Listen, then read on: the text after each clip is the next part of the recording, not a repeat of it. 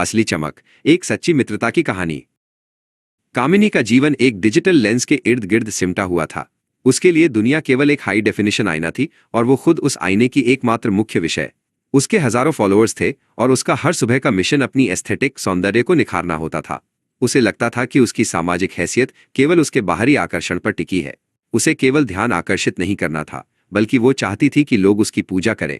उसके सहपाठी उसके लिए केवल एक पृष्ठभूमि बैकग्राउंड की तरह थे, जिनका काम उसकी चमक को बढ़ाना था।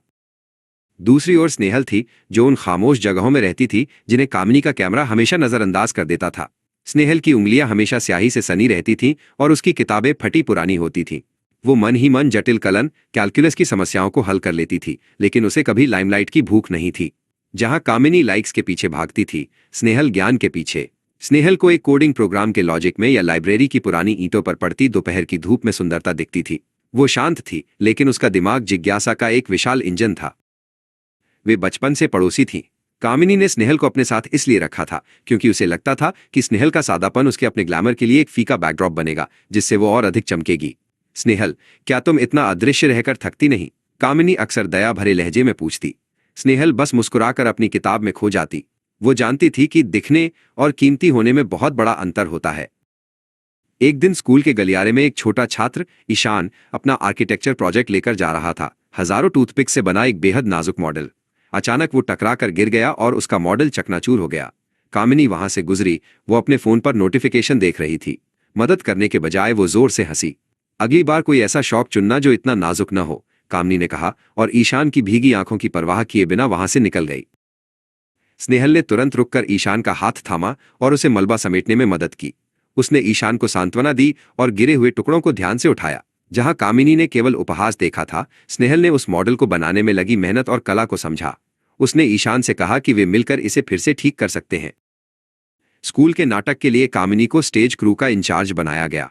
उसने इस पद का उपयोग अपनी विजन को थोपने के लिए किया। सेट पर एक विक्टोरियन घर का 2 मंजिला लकड़ी का ढांचा तैयार किया जा रहा था। निर्माण की आखिरी रात कामिनी ने जिद की कि वो भारी बालकनी को खुद एडजस्ट करेगी ताकि उसकी बिहाइंड द सीन्स फोटो के लिए लाइट सही पड़े। वो एक ऊंची सीढ़ी पर चढ़ गई, लेकिन वो ढांचा अभी पूरी तरह से सुरक्षित नहीं था। अचानक वो भारी स्ट्रक्चर डगमगाने लगा। लकड़ी का वो विशाल सेट गिर गया और कामिनी उसके नीचे दब गई। एक भारी बीम उसके पैरों पर आ गिरा और छत के टुकड़ों ने उसे एक अंधेरे तंग पिंजरे की तरह घेर लिया। घबराहट में कामिनी चिल्लाई। तभी अनन्या नाम की एक छात्रा वहां आई। उसने कामिनी को फंसा हुआ देखा, लेकिन उसे याद आया कि कैसे एक हफ्ते पहले कामिनी ने सबके सामने उसके कपड़ों का मजाक उड़ाया था।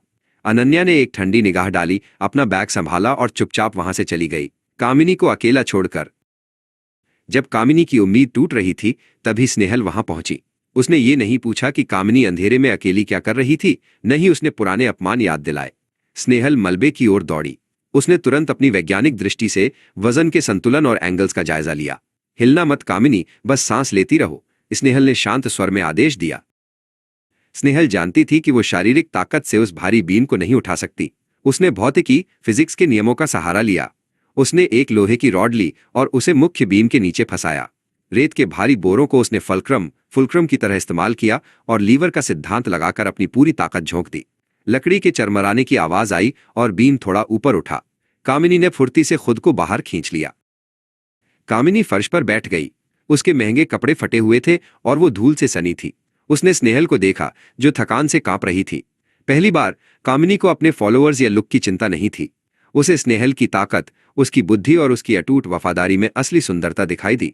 उसे समझ आया कि उसका डिजिटल अक्स खोखला था, जबकि स्नेहल का चरित्र ठोस था। स्कूल के गलियारों के आईने नहीं बदले थे, लेकिन उनमें खुद को देखने वाली लड़की बदल चुकी थी। कामिनी ने अब अपनी सोशल मीडिया पहुंच का इस्तेमाल दूसरों को नीचा दिखाने के बजाय उन्हें ऊपर उठाने के लिए करना शुरू कर दिया।